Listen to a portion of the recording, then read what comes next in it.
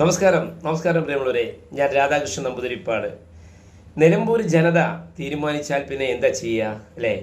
അപ്പോൾ നിലമ്പൂരിൻ്റെ MLA ആവണമെന്ന് നിർബന്ധിക്കുകയാണെങ്കിൽ, അല്ലെങ്കിൽ അവരുടെയൊക്കെ ആഗ്രഹമാണെങ്കിൽ, പാവപ്പെട്ട ആളുകളുടെ MLA ആയി മത്സരിച്ചു വിജയം സുനിശ്ചിതമാണെന്ന് ജനങ്ങൾ വിധി എഴുതുന്നു. ഇനി അല്ല മറിച്ചാണെങ്കിൽ പോലും സന്തോഷമേ ഉള്ളൂ.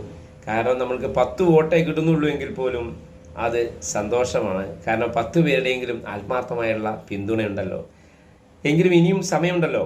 ഏതായാലും ആര് ജയിച്ചാലും ശരി, കോരന് കഞ്ഞി കുമ്പിളിലാവരുത്. പട്ടിണിപ്പാവങ്ങളുടെ കണ്ണീരൊപ്പാനായിരിക്കണം നമ്മുടെ ഇവിടുത്തെ MLA എന്നുള്ള ആ സ്ഥാനം അലങ്കരിക്കുന്ന ആളുകൾ.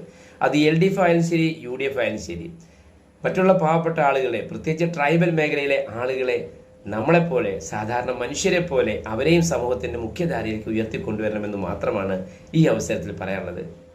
Thank you. നമസ്കാരം.